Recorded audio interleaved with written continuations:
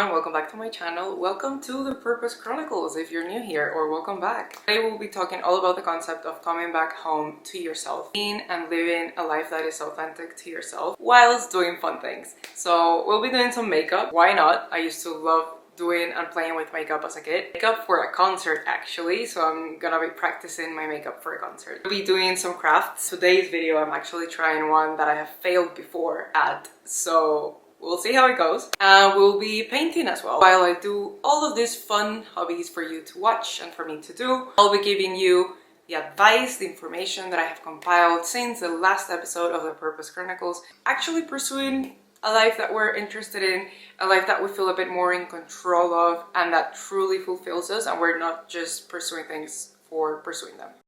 Hello. In this portion of the video, first hobby for today is a kintsugi. Basically, if you haven't heard of kintsugi, a thing being able to have more value even after being broken. I know a bit of like a hidden message here and there about just life and people and humans, but I've loved this concept for years.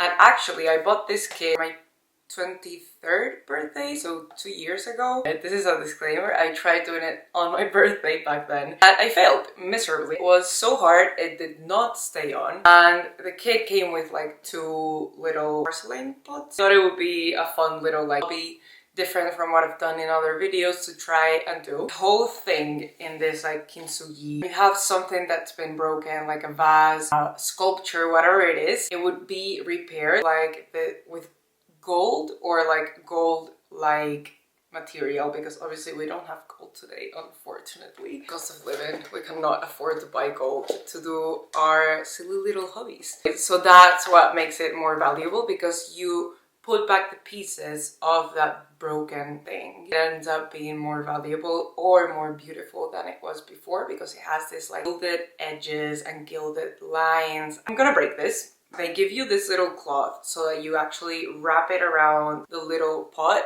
and you break it. I can't remember how I broke it last time. I suggest you try and not hit it too hard so it doesn't break in like a million different pieces, because it's gonna be hard to put together. So in an ideal world, it would break into 2 or 3 pieces for my sanity. Do not get your hopes up, because I'm telling you, I failed miserably. I will blame it on the glue. If anything, 2 years later, it's not gonna be better. We're gonna try. You know, I keep saying this throughout my videos. This is all about having fun and exploring. Reading the instructions, and they have some pictures here of what a kintsugi well done looks like.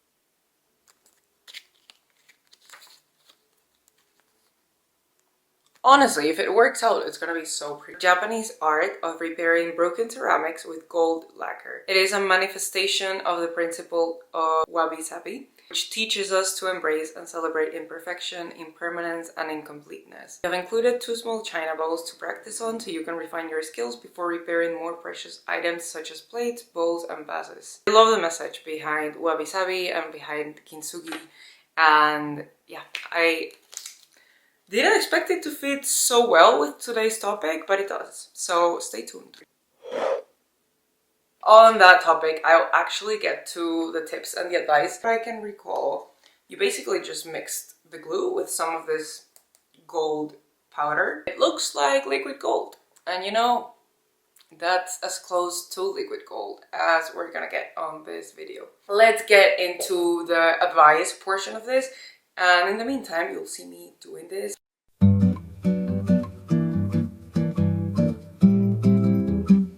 2 perfect pieces. First point that I wanted to touch on was through another one of Mel Robbins' podcast. I swear not all the information from this video comes from Mel Robbins or her podcast only. I do find a lot of great, talented, super smart and inspiring people through her podcast. This episode where she interviews and talks to Dr. Thema Bryant. She's an American psychologist and professor at Pepperdine University, who is so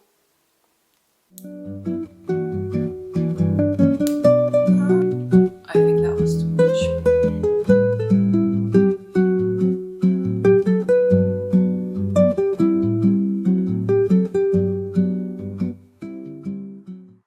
She focuses a lot on overcoming trauma, people that due to their circumstances become disconnected from themselves, or perhaps they never were given a chance to even be connected to themselves, their like authentic self and purpose, and have never therefore had any direction. You spend a lot of time researching how to come back to yourself, and that's what I wanted to touch on today. The concept of your purpose being very tied to even in real alignment to who you are and what you want to pursue. Other parts of the video, I will give you some other tips from other experts on how you can get closer and closer to that authentic life. It feels happy and joyful and actually meaningful. But in this portion, I thought I would touch on just feeling lost and how that is connected to disconnection from yourself and being ungrounded on who you are. Now bear with me while I try to do two complicated things at once.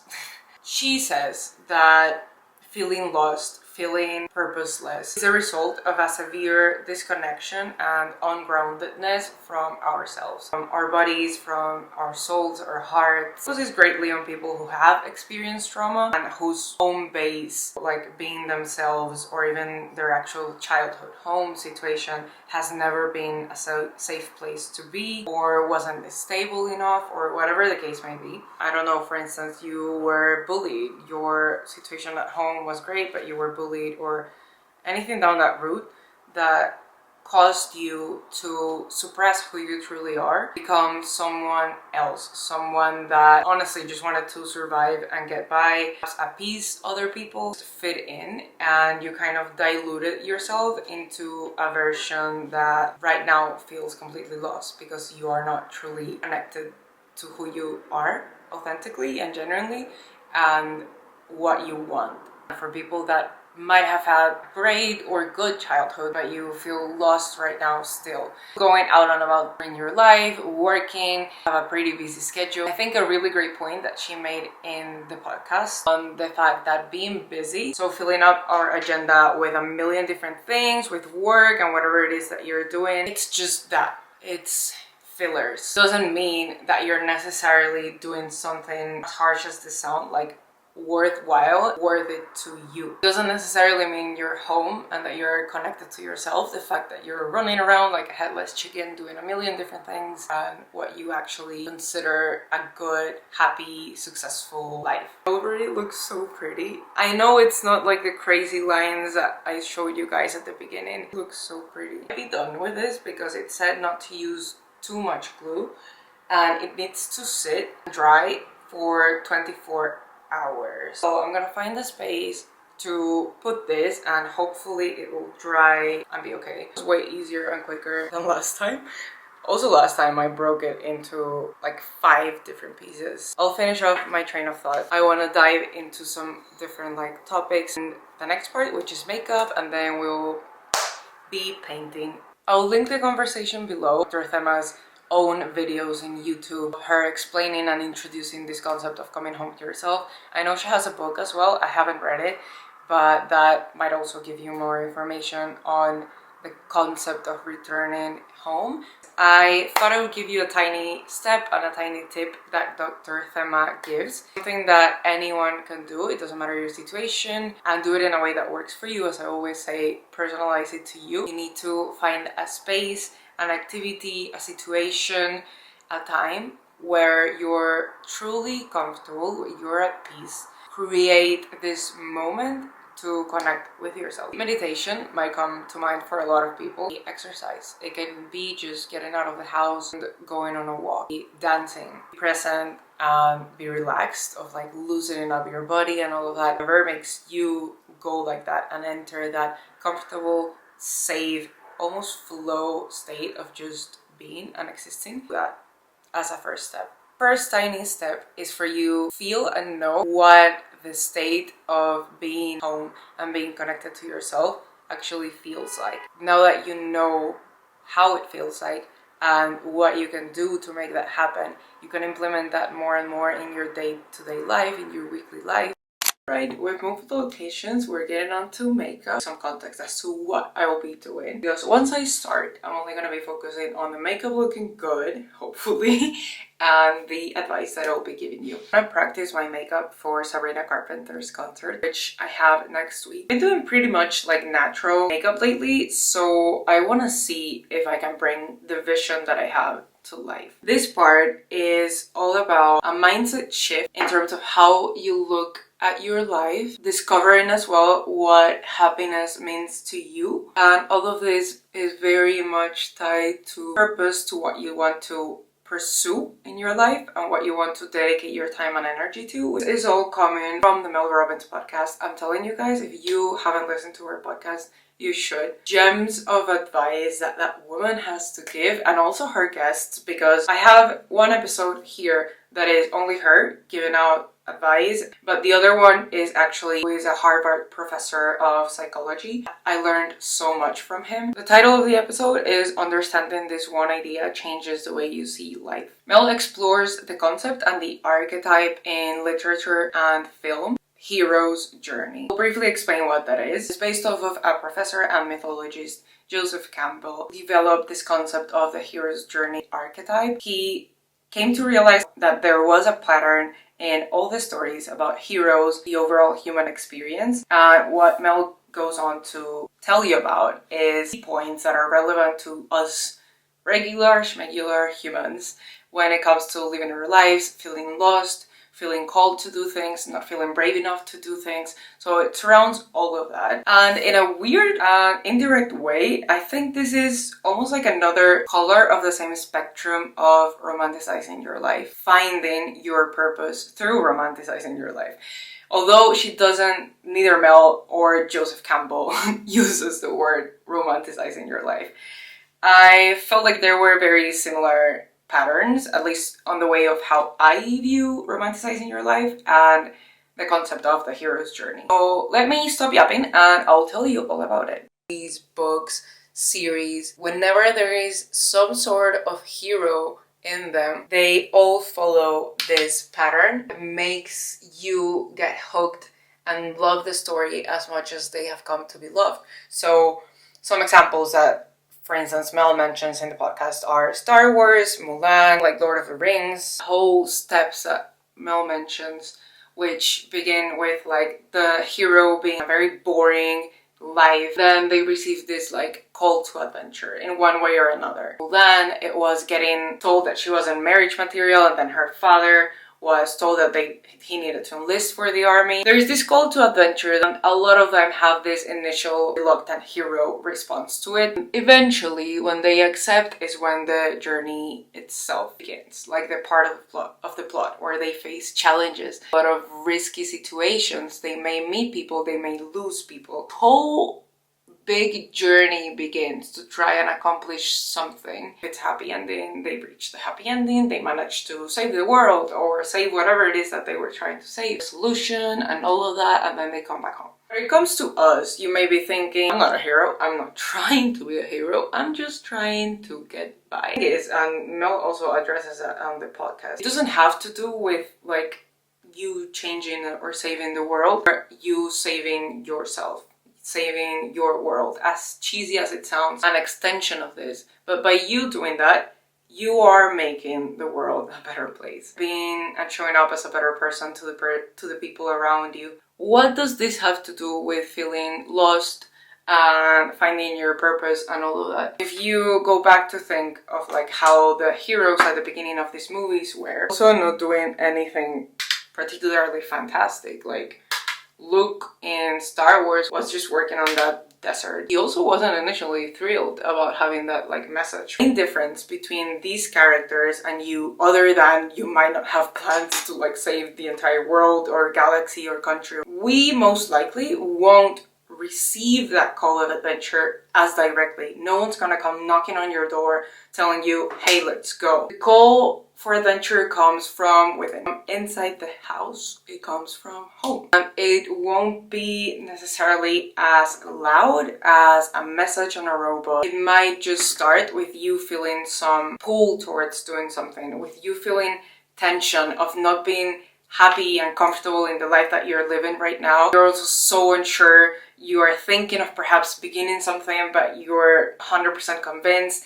You're in this tense situation of like push and pull. It's also good about looking at your life as if you are the hero of your own life and are on your own hero's journey. Is that sometimes it might be that the call for adventure is this tension that you're feeling, but sometimes you get thrown into that. So something just happens in your life outside of your control and you need to react. Get down to us in all these fantastical epic stories. The call for adventure and the boring part of it, it's literally like the first 10 minutes or the first chapter or 2 chapters. And the majority of it is the plot of the character and the hero actually pursuing the adventure, coming challenges, as I said, losing and gaining people, characters struggling to try and make it to the finish line. That sort of rings a bell.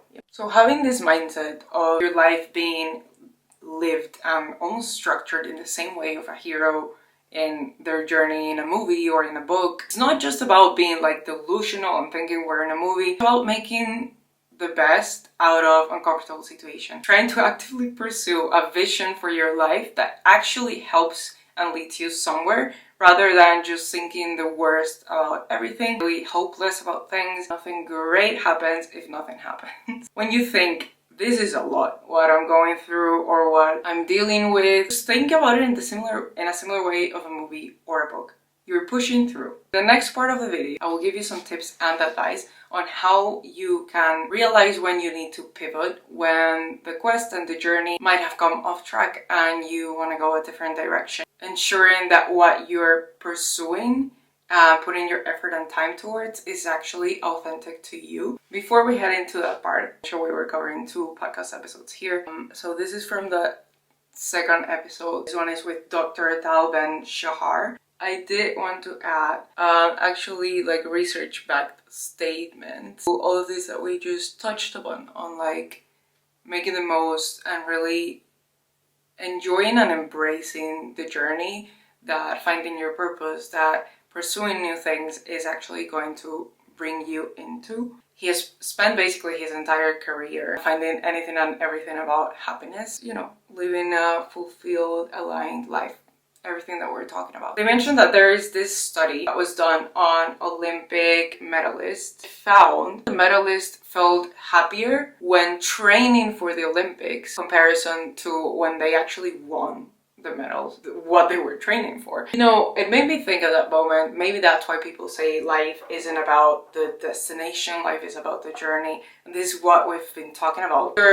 Tal Ben-Shahar actually touches on this when speaking with Mel. Really balancing thinking about the future while living in the present. What I mean by this is the medalists were so happy because they had a goal in mind. They were very present. Imagine when you're training for these sort of sports, crazy things, you have to be really like present in that moment when you're training. So, you know, they were living, you know, their like present day-to-day lives. They were pursuing this goal day in and day out. What that brings me to actually fixating on the future, we know it's a no-go. This is anxiety, or it might just make you even more unhappy to think about the future. We need goals. We need to wake up every day and have something that we're working towards. Not to confuse it with like I am daydreaming every day about the future. No. But more of like not waking up and wandering around and having no direction towards what you're doing, no motivation behind it. No, you need to have a clear set of goals that allow you to be present, but at the same time, be presently pursuing something.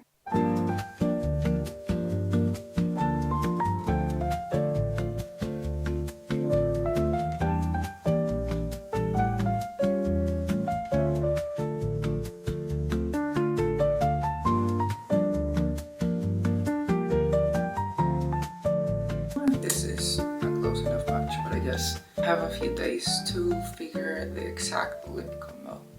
Close enough. It's turning a bit more brownish, but I think that's because of the liner. This is the finished look. I did a really good job. Obviously, imagine it not with this clothes or hair. I'm gonna try and go for more bouncy, curly hair, but I think it's gonna look so cool. I'll insert some pictures so you guys can see the end result. It's gonna go live after the concert actually. I think I might be vlogging it for a different video, but stay tuned for that and subscribe if you haven't already, by the way. Wrapping up the point of what I was saying before, I decided to finish most of this off camera, so this wasn't ages long, although it might be already. The main point and message with this whole section was about embracing the journey, not only of life, but embracing the journey that if you're watching this video, you probably are on, of just figuring it out, whatever it is. Whatever thing you might want to do, give it a shot and pursue it. Go on the quest, go on the journey. Or perhaps it isn't even a journey that you decided for yourself, but you were kind of forced into. You decide how you react. And what you do have within your control is how you respond to it. This, in my opinion, is a great way of looking at your life, at what happens to you. If you take any steps from this other than looking at your life as this whole like hero's journey and picturing it like a movie or a book, would be to have daily goals, daily mini milestones maybe, that make you feel like you're working towards something, are aligned. You know, in the first section we mentioned coming back home, creating this space for yourself where you can truly connect your peace and your true self. So if you want to go back to that, do that, and then come back to this step and try and set mini goals. It doesn't have to be anything life-changing. Give your daily life a bit more purpose and a bit more of a direction. It's tricky, but try and balance having that direction and having that goal that you're working towards while enjoying the journey and enjoying what you're experiencing and living and the track that you're on right now. There are so many kids, so many dogs running around, screaming, barking, just having fun. Picked up a pistachio croissant and I'm super excited. And I brought my watercolor paints here, so I'm gonna do that. I like to it. I will tell you the final point, and this is based on Matthew McConaughey.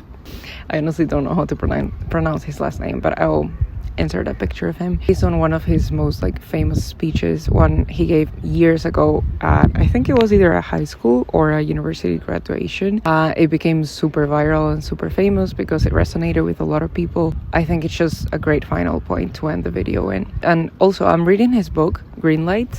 It's meant to be really, really good. I've only just started, but whenever I finish it, I will tell you guys if I want to add on what I think of the book. The main question that you need to answer, and that only you can answer by yourself, is what does success means to you? And that you continue to ask yourself that question throughout your life and throughout any uncertain point of your life, and it will change over time, and that's okay, because your vision for the future, your circumstances, your goals, your dreams, they change.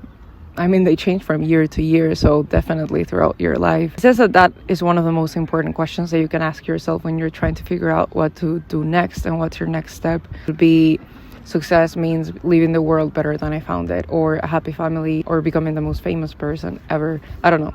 It's gonna vary and depend on you and your values and what you value most. He did give another little piece of advice. That is, if you do one thing, do not do anything that will damage your soul and that goes against who you are as a person and your values. So again, just answer that question in alignment with who you are. So that's why I thought it was a really important and a really nice way to end the video, because we have covered trying to figure out who you are, coming back home. Now this is like a nice way to tie in things. I do want to add on to this. If you still don't know what you want, define first who you are not and what you do not want, and that would leave you with fewer and fewer options as you move and discard and eliminate things from your path. Make it a lot easier for you down the line. And that actually reminded me, that's sort of what I ended up doing with both what I studied at university and the job that I went after I graduated from uni. I never really had a specific title or a specific degree or subject in mind, but I was really, really certain of what I did not want. When it came to my studies, I was really clear on what I did not like. When it came to jobs, because I did a few internships throughout my university and a few job placements, knew this type of lifestyle that I did not want to have and the type of role that I did not want to do. So that definitely made it easier. Don't know what to go for, then become very clear on what you do not want to go for. Not sacrifice that, to not accept anything that you really know you don't want. And I know, depending on everyone's circumstances, it might not be the easiest to do straight away, but just try and steer your choices and your actions away from those things that you don't want and that don't align with yourself, your values. And you'll eventually find yourself giving more time and energy and doing things and being in places and being surrounded by people that you do want in your life, that you do want to experience, and that does align to you. And after some time, you would have eliminated a bunch of things, a bunch of options. You would have carved out a life that, you know, you might have never imagined, but it's exactly what you want because it's not anything you don't want. That's, I think, a good way to go about it if you're truly lost. I thought I would end the video by saying that I have chosen a couple of things that I want to focus on along the way, like in the next month, in the next few months, perhaps for the rest of 2025. To be honest, I want to see and test them out, see how it goes, if they end up resonating with me. I've also rediscovered many things that bring me joy, and I definitely want to still do them, and I'll show them in the videos if that is something that you guys want and have enjoyed watching. I've noticed as well, because I've been trying to fill out my time exploring things that used to bring me joy, I have definitely stopped doing things that were definitely not bringing me joy. I even started spending less money, even though I bought things to, you know, like do the hobbies and watercolors and all of that. But because I have been so busy, and well, busy in the good way, just filling out my time with coloring and hobbies, I have almost like stopped buying things that I don't need. Don't get me wrong, I still love shopping, but it has helped me become more intentional with my spending. And I've also stopped mindlessly spending my time, my money, my resources. So that's definitely something good that's come of exploring this whole like purpose and hobbies and joy. So I found two things that have piqued my interest a lot. I've decided to take it more seriously and I start exploring them more and more.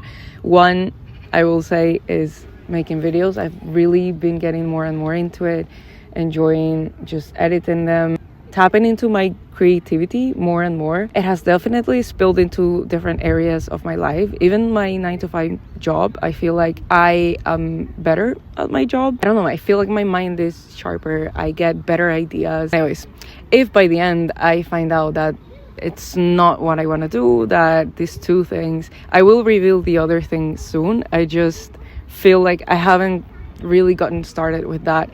And I don't want to say it before I get started with it, because I've been guilty in the past of, you know, when you want to start something and you tell everyone, and then because you told everyone, there's also actually science behind this, but because you told everyone, your brain thinks that you already did it. Like it gets the gratification of everyone being like, oh, that's nice. Like, oh, why? You know, like you telling people that you want to do something, it's not only because of like evil eye or stuff like that things don't happen or you don't do them. There is actually like science behind your brain getting the early gratification of doing that thing, even though you haven't really done anything about it. And I will tell you guys when the time comes and I actually take that first step or two towards it. So I have no excuses and I will actually be on my way to do them. And if down the line I find out that those two things are not things that are actually leading me anywhere and they stop aligning with what success means to me, I'll stop. But I would have narrowed down my options, and at the end of the day,